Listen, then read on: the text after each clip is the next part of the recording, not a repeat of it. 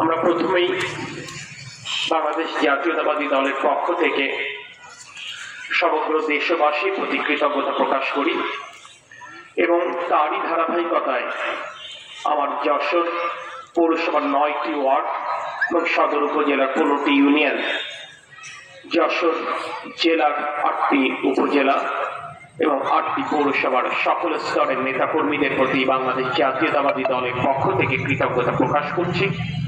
কারণ আমাদের নেত্রী বিএনপি চেয়ারপারসন সাবেক প্রধানমন্ত্রী দেশনেত্রী বেগম খালেদা জিয়া অসুস্থ হবার পর আপনারা সকলেই যেভাবে দল মতের ঊর্ধ্বে ওঠে বিভিন্ন শ্রেণী পেশার মানুষ যেভাবে আন্তরিকভাবে সর্বান্তকরণে তার জন্য দোয়া করছেন, তার সুস্থতা কামনায় মানত করছেন, কেউ বা রোজা রাখছেন, কেউ বা জানের সাদকা দিচ্ছেন, সেই কারণে বাংলাদেশ জাতীয়তাবাদী দলের পক্ষ থেকে আমরা আপনাদের প্রতি গভীর কৃতজ্ঞতা প্রকাশ করছি।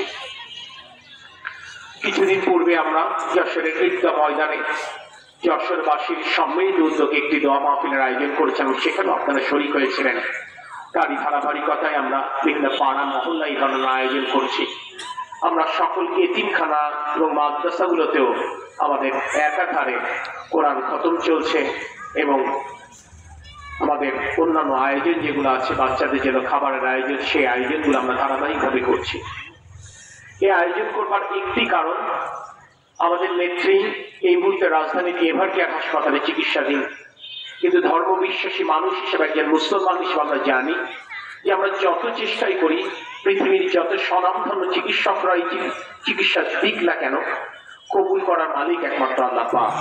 যদি আল্লাহর রহমত থাকে, আল্লাহ যদি সুস্থতার নিয়ামত দান করেন, তাহলে এই সংকটাপন্ন অবস্থার মধ্যে থেকেও তিনি উতরে যেতে পারেন, তিনি আবার সুস্থ হয়ে জনগণের কাতারে আসতে পারেন। এই বিশ্বাস তীব্রভাবে আমি হৃদয়ে ধারণ করি এই কারণে, কারণ এর থেকে অন্তত সংকটপূর্ণ অবস্থায় আরো তিনবার দেশনেত্রী বেগম খালেদা জিয়া ছিলেন কোভিড-19 সময়। সমগ্র দেশবাসীর দোয়ার বরকতে আল্লাহ পাক তাকে কিন্তু সুস্থভাবে তার পরিবারের কাছে, দেশবাসীর কাছে ফিরিয়ে রেখেছেন। আজকে সমগ্র দেশ তার জন্য প্রার্থনারত, আজকে সমস্ত দেশ তার জন্য ক্রন্দনরত।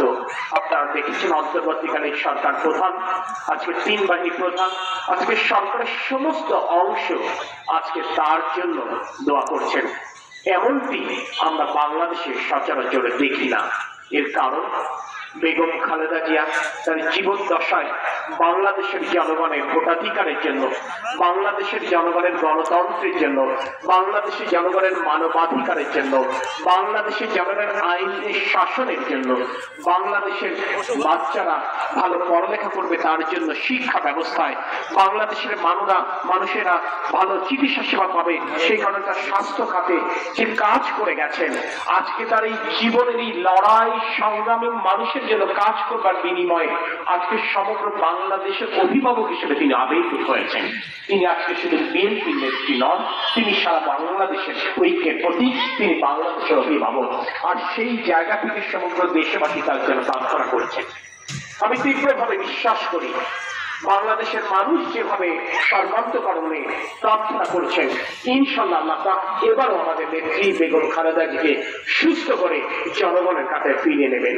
কারণ আজ থেকে কিছুদিন পূর্ব যেটি আমরা কেউ কল্পনা করতে পারিনি, আজকে বেগম খালেদা জিয়ার শারীরিক অবস্থা কিছুটা স্থিতিশীল বলেই তার মেডিকেল বোর্ডের সদস্যরা তাকে বিদেশে স্থানান্তরের জন্য তারা পরিকল্পনা করেছেন। আপনারা নিশ্চয়ই জানেন, আজকে রাত 12টা থেকে আগামীকাল ভোরের মধ্যে যে কোনো একটি সময় তাকে এয়ার অ্যাম্বুলেন্সে করে দেশের বাইরে নিয়ে যাবার চেষ্টা করছে। বেগম খালেদা জিয়া অসুস্থ হবার পর শুধু বাংলাদেশের সকল শ্রেণী পেশার মানুষ তার জন্য প্রার্থনা করছেন না, তার জন্য উদ্যোগ গ্রহণ করছেন না। আজকে মার্কিন যুক্তরাষ্ট্র বলেন, আজকে ভারত বলেন, আজকে চায়না বলেন, সৌদি আরব বলেন, কাতার বলেন, পাকিস্তান বলেন, রাশিয়া বলেন, সমস্ত দেশ কিভাবে বেগম খালেদা জিয়াকে সুস্থ করবার জন্য তাদের তরফ থেকে কি করা যেতে পারে সেটি জানবার চেষ্টা করছেন।